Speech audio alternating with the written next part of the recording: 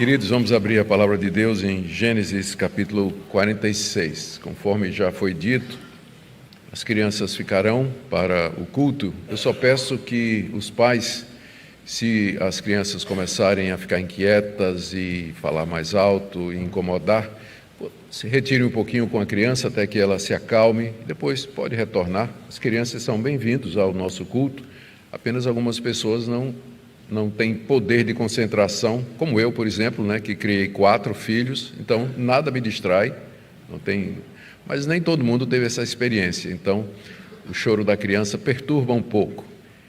Se for o caso, sai um pouquinho, espera a criança se acalmar, depois se retorna. Nós temos muita alegria ter os nossos filhos, nossas crianças conosco. Gente, como eu pretendo cobrir o capítulo 46 todo, nós não faremos a leitura inicial, mas faremos à medida que a exposição prossegue. Nós vamos orar mais uma vez, pedindo a iluminação do nosso Deus para a compreensão da sua palavra nessa manhã. Ó Deus, graças te damos, porque nós podemos nos reunir em torno da tua revelação escrita e meditar naquilo que o Senhor nos revelou. Nós pedimos que o Senhor abra os nossos olhos para que vejamos as maravilhas da tua lei nessa manhã e de que forma esse registro da história de Jacó e de José falam ao nosso coração hoje. É o que nós te pedimos, pedindo também a tua bênção para as crianças que estarão presentes naquilo que elas podem compreender, que o Senhor já cedo fale ao coração, plantando a divina semente, em nome de Jesus. Amém. Amém. Queridos, recordando um pouquinho a nossa história, Faraó, depois de ter conhecimento que os irmãos de José tinham visitado, estavam com ele ali no Egito, ele ordenou que voltassem para Canaã e que trouxessem Jacó, pai de José, e toda a família ali para o Egito. A gratidão do faraó a José era muito grande, porque foi através de José que os planos foram estabelecidos que salvaram a terra do Egito durante 7 anos de grande provação que veio sobre toda aquela região do Antigo Oriente. E o faraó tinha mais de um motivo para ser grato a José. Portanto, quando ele sabe que os seus irmãos estão lá e que sua família está em Canaã, que era uma das regiões atingidas pela seca, ele manda que José oriente seus irmãos a que vão até lá e tragam o velho pai para o Egito, para que ali seja protegido da fome. E disse que para não se preocuparem, o faraó mandou dizer, que não se preocupassem com os pertences que eles tinham lá em Canaã. Podiam deixar tudo lá, porque no Egito eles receberiam coisa melhor. José, então, faz os preparativos para a viagem de ida e de volta dos seus irmãos. Deu presentes aos seus 10 irmãos mais velhos. A Benjamim, que era o seu irmão de pai e mãe, ele deu 5 mudas de roupa, 300 moedas de prata, e enviou 20 jumentos e jumentas carregados de bens, de víveres e de comida, tudo que era necessário para que seu pai Jacó e seus irmãos pudessem voltar para a viagem, para que não se demorassem a voltar. Quando os filhos de Jacó chegam lá em Canaã e trazem todas essas notícias, o velho pai não acredita. Ele fica surpreso ao ouvir que José ainda estava vivo e mais ainda que ele era o governador do Egito. Mas, afinal, convencido pelas palavras dos filhos e também pelas carretas carregadas de tesouros, bens, víveres e provisões que José havia mandado, além de todas aquelas outras riquezas nos animais, ele então é convencido, se anima e diz: eu vou ao Egito, que eu quero ver o meu filho uma vez ainda antes de morrer. E ele decide então partir com toda a sua família.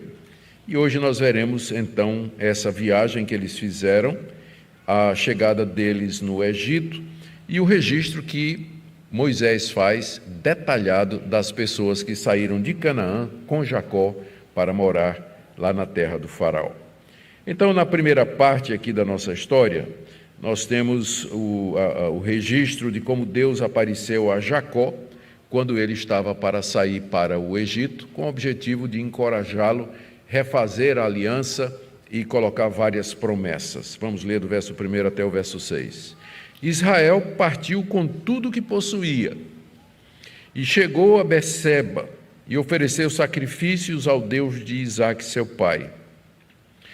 Deus falou a Israel em visões de noite e disse: Jacó, Jacó. E ele respondeu: Eis-me aqui. Então disse: Eu sou Deus, o Deus do seu pai. Não tenha medo de ir para o Egito, porque lá eu farei de você uma grande nação. Eu irei com você para o Egito e certamente farei com que você volte de lá. A mão de José fechará os seus olhos. Então Jacó saiu de Berseba. Os filhos de Israel levaram seu pai Jacó, os filhinhos e as mulheres deles nas carretas que Faraó havia mandado para o levar. Levaram o gado e os bens que haviam adquirido na terra de Canaã e foram para o Egito, Jacó e toda a sua descendência. Bom, lemos aqui então que, feitos os preparativos, Jacó deixa Hebrom, que era o local onde ele morava, ele deixa Hebrom e parte para o sul, na direção do Egito. Seriam 240 quilômetros de viagem. E ele leva todos os bens, apesar de Faraó ter dito: olha, não precisa deixar nada aí, porque aqui você vai ter do bem e do melhor, não é? Mas Jacó é Jacó, reúne tudo o que ele tem e prepara a caravana para descer ao Egito. No caminho de Hebrom para o Egito está Berseba. E nós lemos aí que ele chegou a Berseba, no verso 1. Berseba era uma cidade que ficava na região do Neguebe, que já é fronteiriça com o Egito, e que ficava na fronteira sul e que estava muito associada à vida dos patriarcas. Os irmãos lembram, Abraão peregrinou ali em Berseba, Jacó peregrinou em Berseba, Isaque, aliás, tinha peregrinado em Berseba também. Inclusive a Septuaginta, a versão grega do texto em hebraico, diz que Jacó chegou ao local do poço do juramento, que não está no texto hebraico, mas que remete àquela história que aconteceu em Berseba, da aliança de Isaque com os filisteus a respeito do uso de poços, né? A aliança que Isaque tinha feito com Abimeleque. Fizeram lá um juramento de paz lá em Berseba, por isso que é chamado de o poço do juramento. E foi de lá que Jacó fugiu para Padã-Arã, quando seu irmão Esaú procurava matá-lo, porque Jacó havia surrupiado a herança de Esaú, usando daqueles meios não muito legais, não é? Bom, e agora, rumo ao Egito, Jacó não podia deixar de parar naquele local tão cheio de lembranças, tão marcante na vida dos patriarcas. Diz o texto aí que ele ofereceu sacrifícios ao Senhor, ao Deus de Isaque, seu pai.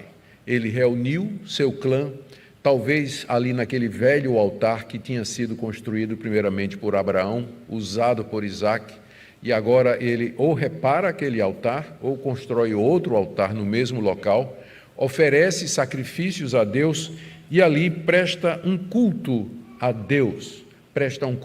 Lembremos que os patriarcas, eles não eram somente líderes tribais, mas eles funcionavam como sacerdotes também. Eles intercediam pela sua descendência, pelo povo, eles ofereciam sacrifícios, eles oravam a Deus, e foi isso que Jacó fez ali em Berseba, naquele ponto histórico, geográfico importante, teológico na vida dos patriarcas, renovando a aliança causado e animado pela notícia da vida do seu filho José. Segundo Martinho Lutero, no comentário que ele faz em Gênesis, ele diz que ali, naquela noite, Isaque pregou o evangelho sobre o Filho de Deus e exortou seus ouvintes a temerem a Deus, a crer e a esperar em Deus, a viverem vidas santas e honráveis e a esperar por uma vida futura. Talvez Lutero esteja lendo demais no texto, mas não é difícil a gente imaginar isso aí. A gente deve lembrar que a igreja hoje, ela é a continuação da igreja do Antigo Testamento, e que muita coisa que a gente faz hoje já era feita no Antigo Testamento. A diferença é que hoje nós não oferecemos animais durante o culto, mas celebramos a ceia do Senhor, que é a memória do Cordeiro de Deus que tira o pecado do mundo. Então, é natural supor que aquele que era portador da revelação, Jacó, que conhecia Deus, que tinha as promessas, que era líder da sua igreja, do seu povo, reunisse o seu povo, oferecesse sacrifícios segundo o ritual do Antigo Testamento, clamasse a Deus e pregasse a palavra, ensinasse a verdade de Deus que ele sabia que tinha sido transmitida pelos seus pais àquela nova geração, naquele momento crítico em que eles estavam saindo da terra da promessa para ir para a terra do Egito, que mais tarde se mostraria como sendo a terra da oportunidade e também a terra do cativeiro. Deus aceitou o culto de Jacó, porque nos diz aí no verso 2 que ele apareceu de noite a Israel. Verso 2, Deus falou a Israel em visões de noite, e disse: Jacó, Jacó, e ele respondeu: eis-me aqui. Durante um sonho, provavelmente, talvez mais de uma vez, porque fala aqui em visões de noite, Deus então se revela à maneira do Antigo Testamento ao patriarca. Deus se apresenta num sonho a ele, numa visão, onde nitidamente o chama e então Jacó responde. São 6 coisas que Deus diz a Jacó ali naquela visão de noite. Primeiro, que ele era Deus, o Deus de Israel. O nome que é usado aqui é o Deus, se refere ao Deus da aliança, ao Deus do pacto, o nome com que Deus se revelou ao povo escolhido. E ao se referir como sendo o Deus de teu pai, eu sou o Deus do teu pai, estava confirmando de que as promessas que tinham sido feitas a Abraão, que era avô de Jacó, a Isaque, que era pai de Jacó, agora estavam sendo feitas a ele, e que ele era o portador daquelas promessas. Segundo, Deus diz a Jacó que não temesse descer até o Egito, saindo da terra prometida, porque Deus sempre tinha dito: vocês fiquem na terra, porque essa é a terra que eu vou dar para vocês. Teve uma ocasião em que Isaque queria sair para o Egito, em que Abraão fugiu para o Egito, e que Deus não aprovou. Mas agora ele aparece para Isaque e diz: dessa vez você pode ir para o Egito. Você pode ir, porque sou eu que estou por detrás do que está acontecendo. Não tenha medo. A terceira coisa, ele diz: lá no Egito eu vou fazer da sua família uma grande nação, como eu prometi aos seus pais, uma nação numerosa. A quarta coisa que Deus promete a Jacó naquela visão é que desceria com ele.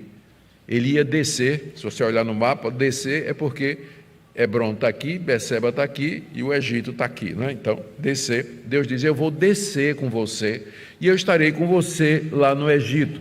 Aqui é interessante, porque os deuses daquela época, eles eram geralmente deuses locais.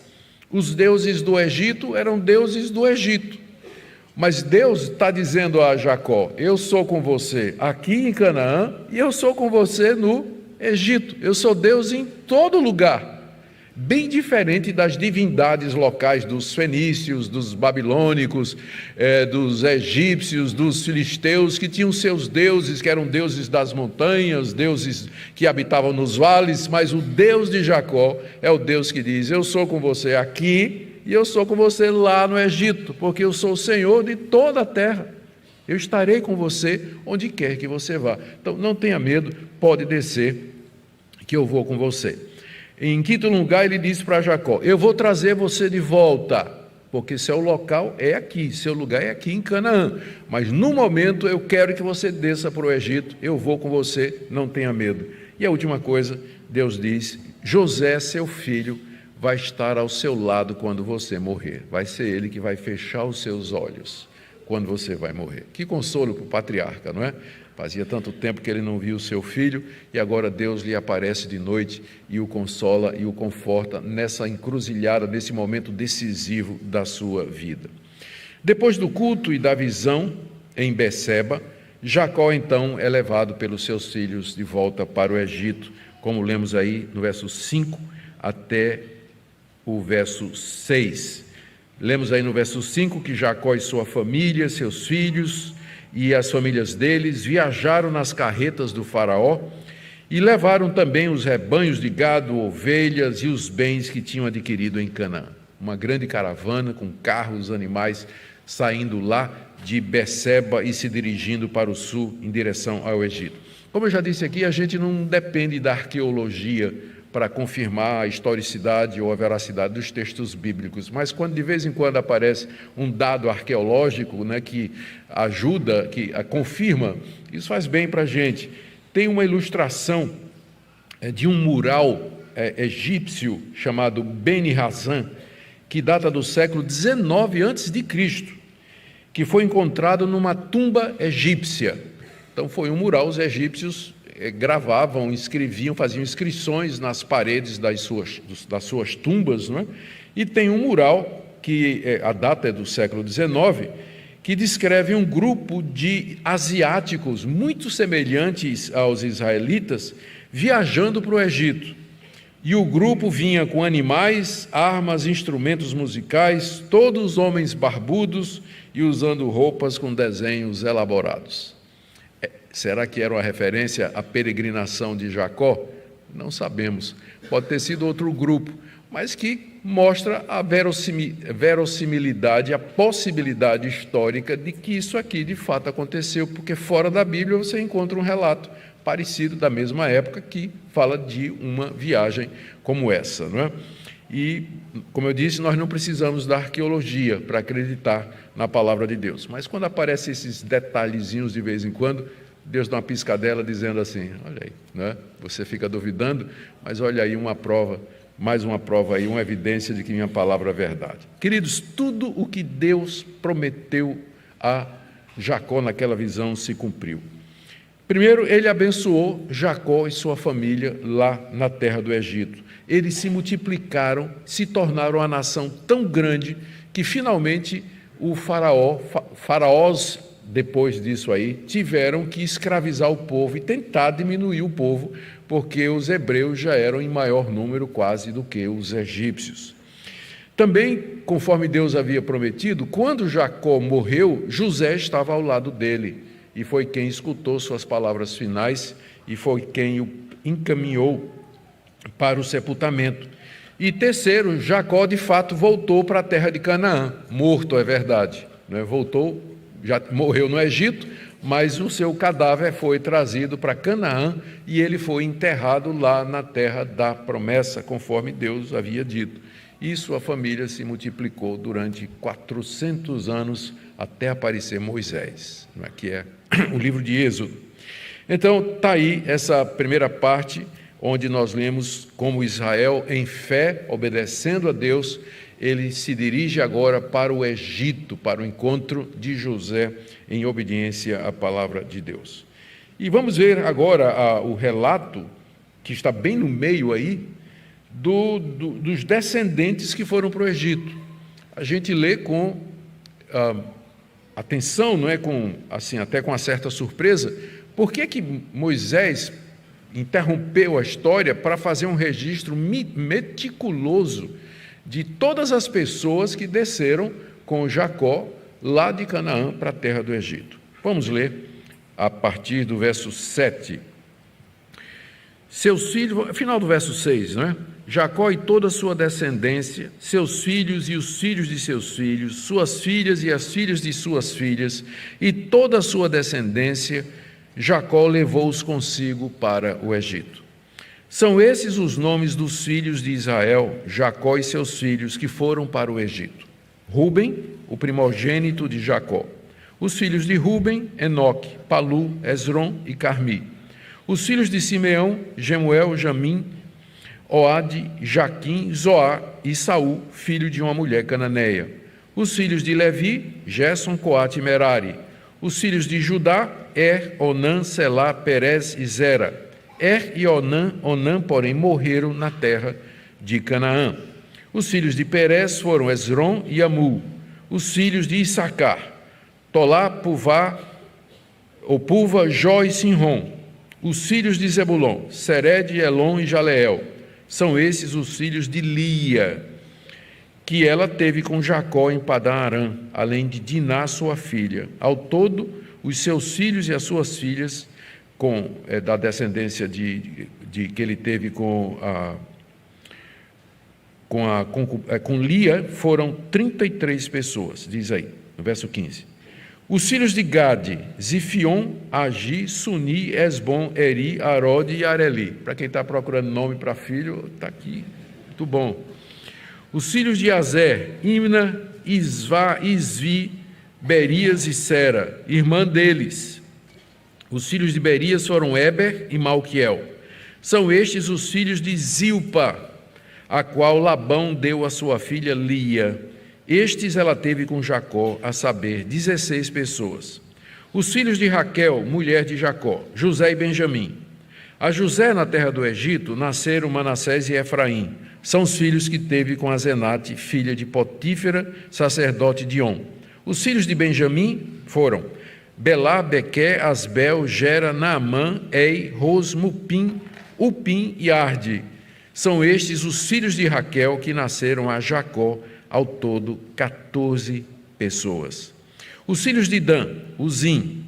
Os filhos de Naftali, Jazeel, Guni, Jezer e Silém. São esses os filhos de Bila, a qual Labão deu a sua filha Raquel. E estes ela teve com Jacó, ao todo 7 pessoas. Todos os que foram, agora vem o sumário, o resumo. Todos os que foram com Jacó para o Egito, que eram seus descendentes, fora as mulheres dos filhos de Jacó, eram 66 pessoas.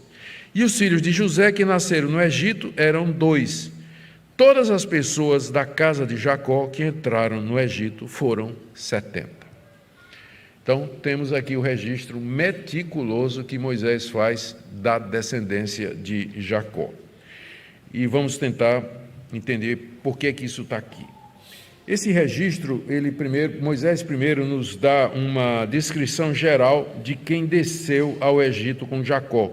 Final do verso 6, e no verso 7 ele diz que foi toda a descendência de Jacó. Filhos e filhas, netos, netas, não ficou absolutamente ninguém lá em Canaã. Mas todos eles desceram, todos que eram filhos, parentes de Jacó, descendentes de Jacó, desceram para Canaã. Em seguida, vocês perceberam, Moisés agrupa os descendentes de Jacó de acordo com suas 4 mulheres. Ele vai agrupar de acordo com as 4 mulheres que Jacó teve. E aqui é bom a gente relembrar o que aprendeu a respeito da poligamia. A poligamia nunca foi o plano original de Deus para o casamento. Um homem ter várias mulheres. Nunca foi o plano original de Deus ao criar o ser humano. A poligamia entra na raça humana após a queda, como um desvio do projeto original de Deus. Contudo, Deus permitiu, suportou a poligamia, inclusive dentro da própria descendência escolhida, para cumprir os seus propósitos, nem sempre claros para nós. A prova de que Deus suportou e que realmente nunca deu uma aprovação, você não vai encontrar nenhuma passagem do Antigo Testamento, Deus dizendo que a poligamia é o estado ideal de casamento. Ao contrário, a Bíblia é muito clara em mostrar os problemas que a poligamia traz e que sempre trouxe. A prova de que isso era uma permissão, um suportar provisório, está no fato de que quando Cristo veio, o casamento foi restaurado à sua condição original de ser monogâmico e heterossexual. É assim que funciona. O apóstolo Paulo e os demais escritores do Novo Testamento, eles já fazem um paralelo entre Cristo e a igreja a partir do casamento do homem e da mulher. Da mesma forma que Cristo só tem uma igreja, então o homem só tem uma mulher. O casamento é monogâmico e ele expressa a relação entre Cristo e a igreja.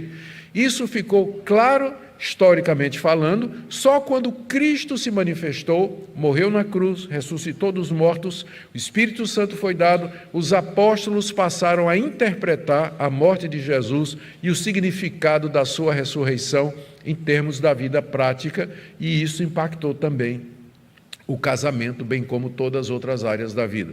Então, quando você vê Moisés agrupando a descendência de Jacó, de acordo com as 4 mulheres que ele teve, ele está se reportando a uma situação de fato que havia acontecido. Não está colocando o imprimatur, a aprovação de Deus sobre isso, mas isso é um momento na história da revelação em que a ética, a moral cristã, a moral de Deus, ela ainda estava em processo de revelação, e Deus então suporta e, na sua sabedoria, usa esse costume do Antigo Oriente para que os seus planos possam prosseguir. Então vamos lá, feita essa ressalva. O primeiro grupo que nós temos aí, que vai do verso 8 até o verso 15, é dos filhos de Jacó com Lia, que foi a primeira esposa dele, entregue pelo engano do seu pai Labão. Todos nós lembramos a história. Jacó queria casar com Raquel. Labão enganou, em vez de Raquel, deu Lia. E aí Jacó cumpriu a sua palavra, casou com Lia, e dela teve então esses filhos que são relacionados aqui. Ruben, que é o mais velho, está aí no verso 8 a 9, e aí ele cita quem são os filhos de Ruben. Depois Simeão e os seus filhos, no verso 10, tem uma menção aqui a um rapaz chamado Saul, que era filho de Simeão com uma mulher cananita. Vocês percebem que eles, em vez de a família de Jacó não era tão fiel, porque o casamento fora da descendência prometida era proibido, mas aqui tem um caso em que o Simeão casou com uma mulher cananita e teve um filho chamado Saul, que ficou registrado aqui na Bíblia. Depois tem o terceiro filho de Jacó, que é Levi, cujos filhos estão narrados no verso 11. É interessante que serão esses que mais tarde serão escolhidos para serem os sacerdotes em Israel. Levi, o terceiro filho de Jacó, da sua primeira esposa, Lia. Depois vem Judá, é o quarto filho, e é filho de Lia também. Está aí no verso 12. 2 deles tinham morrido em Canaã, e Onã. Judá é o quarto filho, mas a história, nós já vamos ver inclusive aqui, a história mostra que ele é quem vai assumir a liderança do clã, e é por ele que agora a promessa vem. Abraão, Isaque, Jacó, e deveria ser Ruben, que é o mais velho de Jacó, mas não vai ser o número 4. Judá é que vai ser aquele por quem a promessa haveria de vir. Jesus é filho de Davi, que é filho de Judá. Então, vai ser assim que Deus vai fazer. Mas, por enquanto, isso estava oculto, não é? Isso estava oculto, está sendo revelado gradativamente. O quinto filho, Issacar, está aí no verso 13, o nome dos filhos dele também. Zebulon, o sexto, está aí no verso 14, e a menção a Diná, a única filha de Jacó, com Lia, que está aí no verso 15, e que foi protagonista de um episódio terrível em que Simeão e Levi mataram os moradores da cidade de Siquém, porque o príncipe de Siquém havia violentado Judá. Razão, inclusive, porque Ruben perdeu a primogenitura porque se deitou com uma das mulheres do seu pai. Simeão e Levi, porque foram assassinos e mataram quase toda a cidade de Siquém, por isso ficou com Judá, né, que é o próximo que vem da lista. Todos esses nasceram em Padã Arã durante o tempo em que Jacó serviu a Labão, e são filhos da primeira esposa de Jacó, chamada Lia. No total, somando netos e netas, Jacó teve de Lia 33 filhos e filhas, incluídas as mulheres. O segundo agrupamento é Zilpa, está aí do verso 16 ao verso 18. Recordando, Zilpa era serva de Bila, que foi dada pelo seu pai Labão. Era costume, a filha casava, o pai entregava uma serva, uma assistente pessoal, para a filha que ia casar. Então, quando Jacó casou com Lia, perdão, eu falei Bila aqui, perdão, casou com Lia, Jacó deu a ela Zilpa, e ela, por sua vez, a deu como concubina a Jacó, porque começou a disputa para ver quem tinha mais filhos, ela ou Raquel. Todo mundo lembra a briga, né? Então, quando pararam de dar à luz, pegaram a concubina, pegaram a serva e entregaram como concubina a Jacó. E a gente lembra aquela confusão que teve, aquela briga, as mandrágoras, quem tinha mais, quem tinha menos. E quando botava um nome, botava Deus me deu vitória sobre minha irmã, não é? Ou botava outro nome assim parecido. Era uma confusão muito grande. Lembremos a prática do Antigo Oriente da patroa ter filhos através das servas dadas ao marido quando eram estéreis e não podiam dar à luz. Isso é mais um daqueles costumes do Antigo Oriente que Deus suporta e usa na sua misericórdia dentro do conhecimento daquela época, quando aquilo era praticado. Muito bem, quais são os filhos de Zilpa, serva de Lia? Gade, está aí no verso 16, e a menção dos seus filhos. Azer e seus filhos, está aí no verso 17, tem menção de uma filha chamada Berias e os filhos dela. Depois você tem, na sequência, o resumo, né, que são 16 descendentes de Jacó, nascidos em Padã Arã, desse casamento. Agora vem a terceira mulher de Jacó, mencionada, que é Raquel. Na prática, ela foi a segunda, né, mas é que no meio entrou a serva de Lia. Raquel era a mulher amada de Jacó, por quem ele tinha trabalhado 14 anos, e ela deu 2 filhos a Jacó. José, que teve 2 filhos no Egito, Efraim e Manassés, e Benjamim, que teve 10 filhos. Então, no total, vindos de Raquel, foram 14 descendentes dados a Jacó. E por último vem, agora sim, eu troquei o nome, né? Agora sim vem Bila. Bila era serva de Raquel, que também entregou a Jacó para que tivesse filhos através dela. Está aí do verso 23 a 25. E desse arranjo veio Dan, que está no verso 23, e Naftali, 24. Aqui você tem a origem das 12 tribos de Israel. Eram filhos de mulheres diferentes, mas eram todos filhos de Jacó, o patriarca. A semelhança de Zilpa, Bila era a serva de Raquel, que foi dada pelo pai Labão. E no total, Bila deu a Jacó 7 descendentes. Muito bem. Então, está aí o registro meticuloso, detalhado que Moisés faz daqueles que desceram com Jacó para a terra do Egito. E aí, do verso 26 a 27, tem a soma. Depois de dar os detalhes, agora vamos somar tudo, né? Então, quantos foram no total? De Bila foram tantos, de Raquel foram tantos, de Zilpa foram tantos. Então, vem aí. Moisés diz, do verso 26 a 27, que foram 70 membros, 70 pessoas. Não é isso que diz aí? Final do verso 27. O verso 27. Os filhos de José que nasceram no Egito eram 2. Todas as pessoas da casa de Jacó que entraram no Egito foram 70. Só que quando você faz a soma, não dá 70. A soma não bate. E o que complica mais é que quando Estevão, séculos depois, ele pregou sobre essa passagem, ele diz que foram 75. Veja aí Atos capítulo 7, verso 14. Estevão diz que foram 75 que entraram com Jacó na terra do Egito.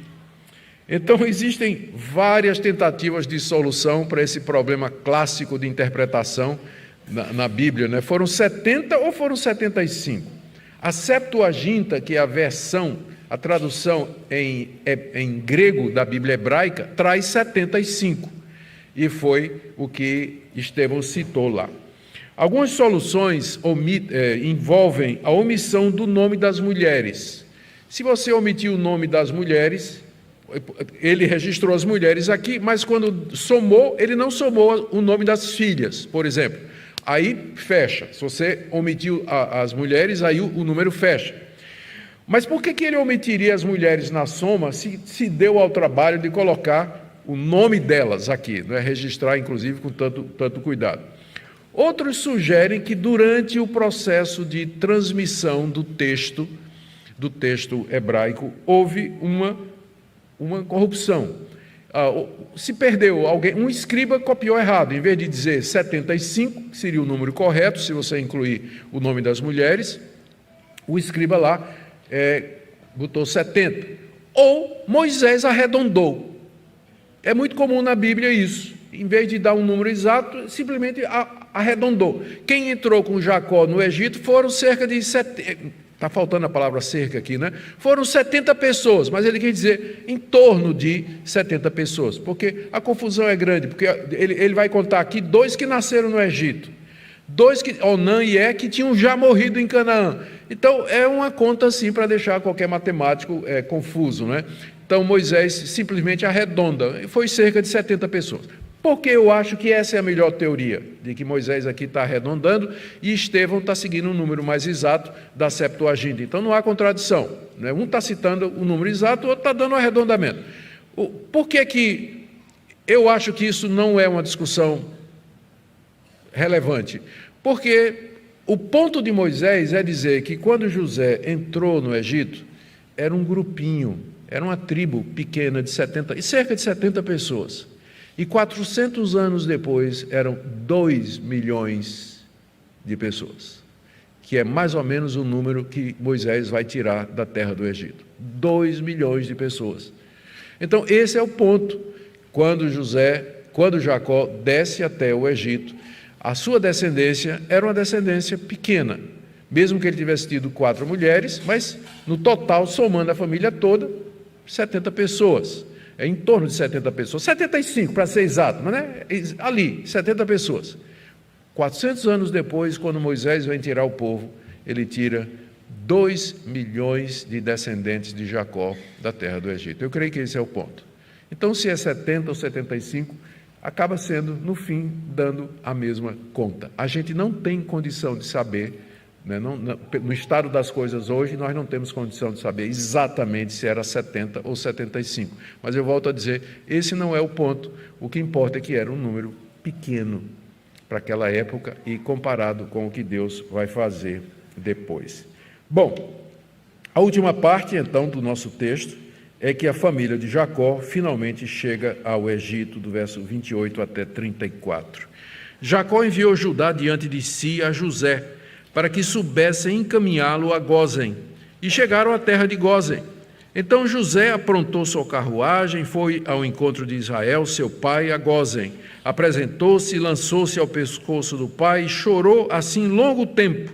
Israel disse a José: já posso morrer, pois vi o seu rosto, e sei que você ainda está vivo. E José disse a seus irmãos e à casa de seu pai: partirei e darei a notícia a Faraó, dizendo: meus irmãos e a casa de meu pai, que estavam na terra de Canaã, vieram para junto de mim. Os homens são pastores, criadores de gado, e trouxeram consigo seu rebanho, seu gado e tudo o que tem.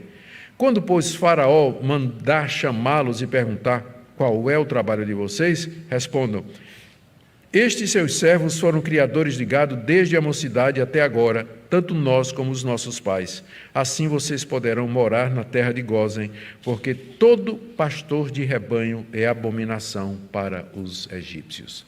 Aqui nós temos o relato do encontro de José com a caravana de cerca de 70 pessoas, dos seus parentes que vinham lá do norte para o Egito. E aqui José prepara o seu pai e seus irmãos para o encontro com o faraó. Vamos ver então o que é dito. Quando estavam chegando no Egito, Jacó envia Judá à frente da caravana. Não é interessante isso? Verso 28, Jacó envia Judá diante de si a José para saber o caminho, o que mostra que Jacó já sabia que a liderança do clã viria agora através da tribo de Judá. Judá é quem é enviado para o encontro de José e para saber o caminho para Gósen. Feito isso, o próprio José, depois de encontrar com Judá, ele vem ao encontro do seu velho pai. Está aí do verso 29 a 30. E o tão esperado encontro dos dois acontece ali na região de Gósen, versos 29 e 30. O texto diz aí que José pulou no pescoço do pai e chorou, abraçou e chorou e não queria largar, diz aí o verso 29, apresentou-se e lançou-se ao pescoço do pai e chorou assim por longo tempo, afinal, José tinha 17 anos quando viu seu paizinho pela última vez e agora tinha 39 quando encontra com Jacó.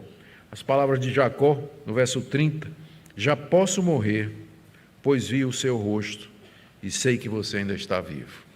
Agora eu já posso morrer, sei que você está vivo, vi o seu rosto, a alegria do velho patriarca é consumada ali. José, então, parte para as questões práticas, né? Ele está feliz, encontrou o pai, choraram, se abraçaram, foi um momento assim emocionante, mas tem um problema para resolver. Tinha 70 pessoas ali precisando de habitação, de alimentação, de uma terra, tinha gado que precisava comer, como é que ia fazer? E José, então, ele, com a sabedoria que Deus deu a ele, a mesma sabedoria que levou José a planejar a sobrevivência do Egito durante o tempo de sequidão, José apresenta um plano para seu pai. Ele diz, primeiro no verso 31, que vai informar a Faraó que eles haviam chegado. Vai lá dar a notícia a Faraó. E vai informar que eles eram pastores. Isso aqui é muito importante, como nós veremos. Então ele se vira para Jacó e seus irmãos e dizem que eles deveriam dizer a mesma coisa. Na hora que estivessem diante do Faraó, que se apresentassem e dissessem que eram pastores por profissão. Verso 32, aliás, verso 33. Quando, pois, Faraó mandar chamar vocês e perguntar qual é o trabalho de vocês, respondam, estes seus servos foram criadores de gado desde a mocidade até agora, tanto nós como os nossos pais. Por que isso era importante no planejamento de José? Que Faraó fosse informado de que os parentes de José eram criadores de gado. É porque José esperava que assim Faraó entregasse a eles a terra de Gósen. Nós já vimos que essa terra ficava no delta do Nilo, era uma terra produtiva, era uma terra onde o capim crescia solto, por assim dizer, onde plantava dava, e era ideal para a pecuária, para a criação de gado, porque gado precisa de capim, e em Gósen era o que mais dava. Então José estava na esperança de que, quando os seus irmãos se apresentassem como pastores e dissessem, nós somos criadores de gado, Faraó dissesse, eu tenho a terra certa para vocês. Uma terra que é muito frutífera, produtiva, e lá não vai faltar capim, não vai faltar comida para o gado de vocês, vocês vão poder plantar, vão poder ter tudo que vocês precisam. E tem mais um detalhe, Gósen é uma região, embora no delta do Nilo, mas é um pouco afastada do centro administrativo, cultural, econômico do Egito. E lá, então, a família de José poderia se desenvolver de forma independente, sem ser tão influenciada pela cultura egípcia, sem ser aculturada. José tinha se tornado egípcio, por assim dizer, casou com uma mulher egípcia, teve filhos lá, fazia parte do alto escalão do governo egípcio, mas ele queria que os seus irmãos e a família do seu pai crescesse à parte, para que não perdesse a identidade, a religião, a fé, a promessa, enfim, para que eles pudessem crescer no mundo, mas não fazendo parte do mundo. E Gósen seria o local ideal. E dessa forma, José iria garantir a Faraó que não tinha ambições políticas, nem que pretendia casar-se com as mulheres egípcias, misturando as culturas, e dessa maneira os israelitas iriam crescer sem perder a identidade. A favor de José estava o fato, como diz aqui, no final do verso 34, vocês poderão morar na terra de Gósen, porque todo pastor de rebanho é abominação para os egípcios. Até isso estava a favor. A gente não sabe por que os egípcios não gostavam de pastores de ovelhas. Talvez porque, ou pastores de gado. Talvez porque no Egito, gado como o boi era considerado sagrado. O boi Apis era um deus. E então aqueles que criavam gado para abater gado eram vistos como abominação. Então os israelitas eram criadores de gado. Para os egípcios, isso era um negócio estranho. Inclusive na casta, o Egito antigo, ele era estruturado naquele sistema de castas como hoje existe na Índia, embora menos. Então a pessoa já nascia numa determinada casta e você não podia passar nem para cima nem para baixo, é o karma. Você nasceu pastor, você vai ser pastor o resto da sua vida. Então entre os egípcios havia isso também. E no sistema de castas, pastor estava lá embaixo. Pastor de gado, viu gente? Por favor. O pastor estava lá embaixo, né? Era o último nível da casta, portanto era bem desprezado pelos egípcios. Então, tudo isso, né, na cabeça de José, vejam a sabedoria que Deus deu a José. José concatenou tudo isso e disse, olha, na hora de vocês se apresentarem, nós somos criadores de gado. Diga na maior inocência, nós somos criadores de gado. Faraó, na hora, vai dizer, bom, não posso colocar vocês aqui na capital, não é? Vocês são criadores de gado, isso aqui vai dar um problema, mas tem uma terra boa, ó, ela tem capim, é um pouco separada, vocês lá vão poder levar a vida sossegada e como vocês quiserem. E era exatamente isso que José queria, e esse era o plano de Deus. Dali a 400 anos, nós vamos ver constantemente a história, quando Moisés está libertando o povo e mandando as pragas, dizendo que a praga caiu na terra do Egito, mas na terra dos judeus, onde os judeus moravam, não caiu nada, não acontecia nada, exatamente por conta da separação de Gósen do restante da terra do Egito. Tudo isso estava nos planos maravilhosos de Deus, que nós sabemos hoje porque temos a vantagem de ter a Bíblia já toda escrita, não é? E o que Deus falou realmente se cumpriu. O que é que nós podemos aprender aqui, terminando, irmãos, essa história tão bonita e instigante da chegada de Jacó no Egito? Eu queria trazer alguns pontos aqui para fechar. O que é que nós podemos aprender? Primeiro, o caráter progressivo da revelação de Deus. Deus não revelou sua vontade e o seu plano de uma vez só, senão nós só teríamos o livro de Gênesis. Mas nós temos de Gênesis a Apocalipse, uma história que cobre um período de 1.500 anos no mínimo, no mínimo.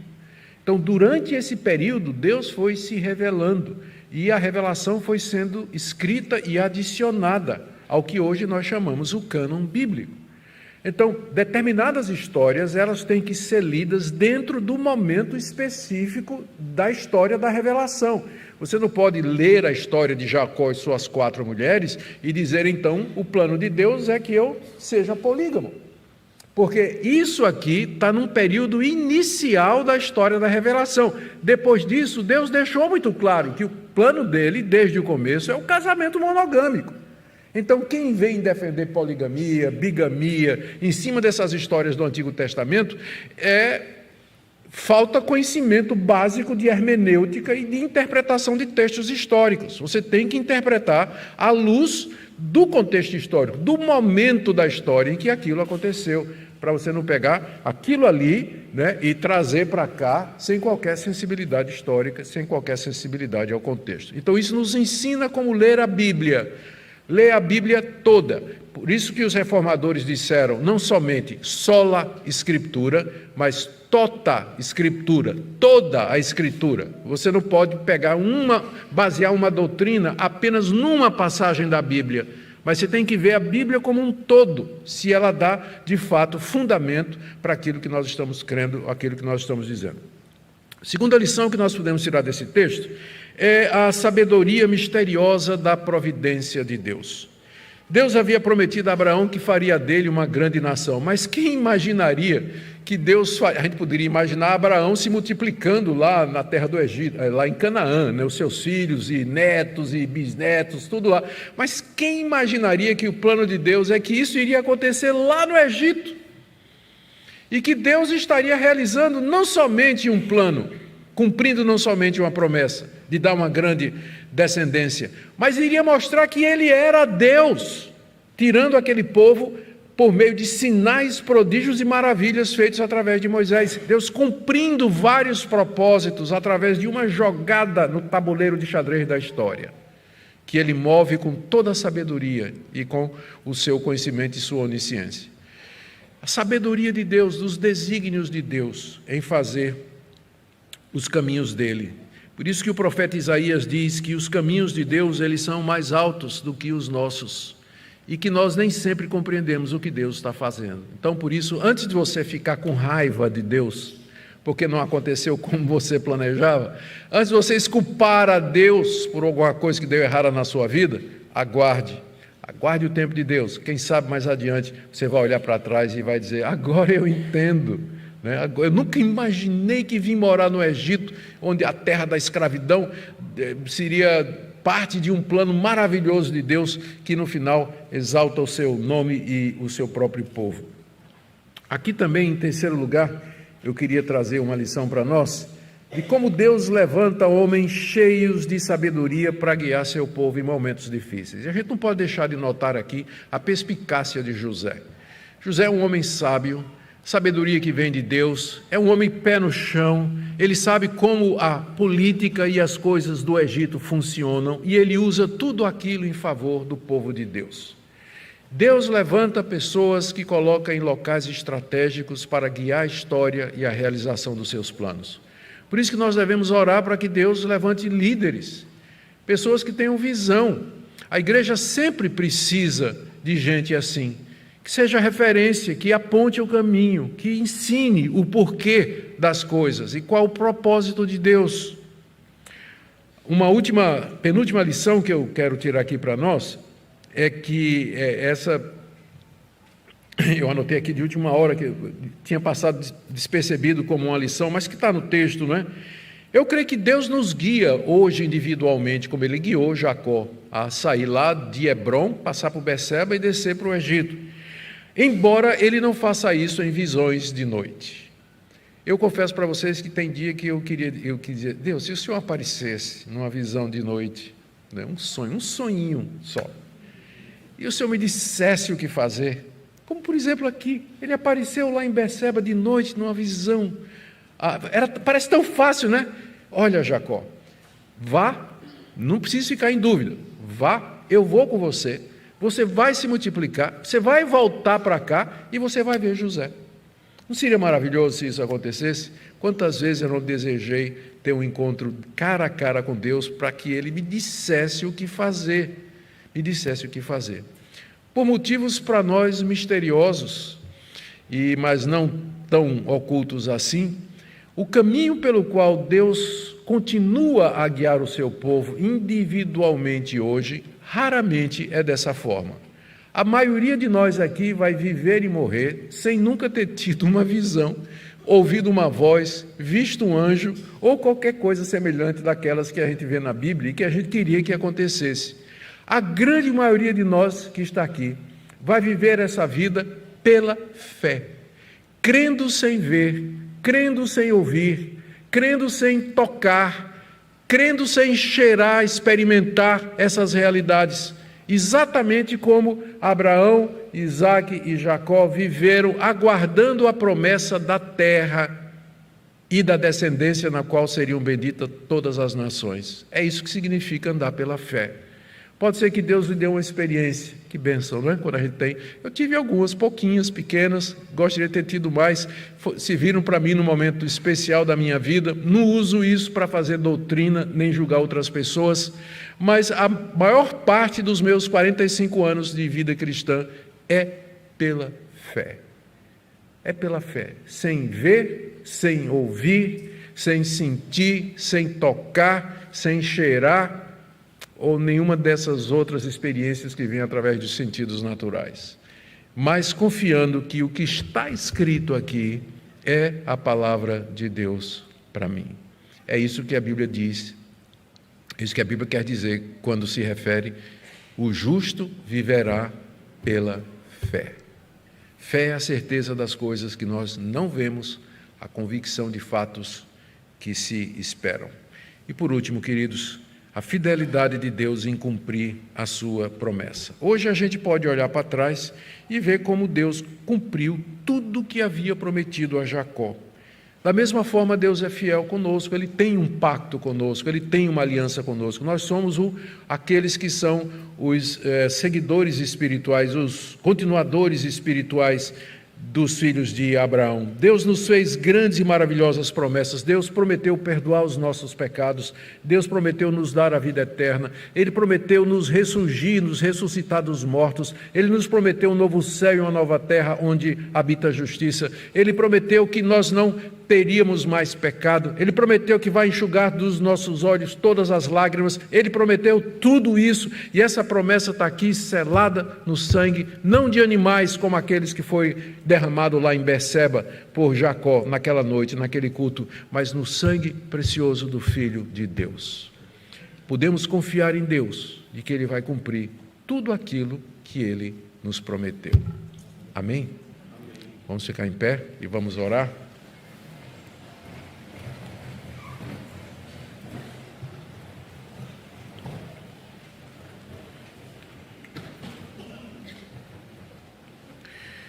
Senhor, Tu és o grande Deus, o Deus de Abraão, de Isaque e de Jacó, o Deus de Judá, o Deus de Moisés, o Deus de Davi, o Deus do nosso Senhor Jesus Cristo. E é por meio dele que nós, nessa manhã, Te adoramos, Te servimos de todo o nosso coração. Pedimos perdão pela nossa incredulidade, impaciência, irritação, quando as coisas não acontecem como nós pensamos. Nós pedimos que o Senhor nos dê a visão geral do todo, do Teu plano, que o Senhor nos dê conhecimento, para que nós possamos saber como a nossa vida se encaixa na história. O que é que nós estamos fazendo aqui? Para onde vamos? Por que que o Senhor ainda nos mantém vivos e ativos aqui? Nós oramos, ó Deus, por iluminação, por orientação, para cada um de nós que se encontra aqui nessa manhã e que nos ouve através de algum meio. Ó Deus, ouve a nossa oração, Te damos graças por Jesus, por meio de quem todas as Tuas promessas têm o sim e o amém. É em nome dele que nós oramos.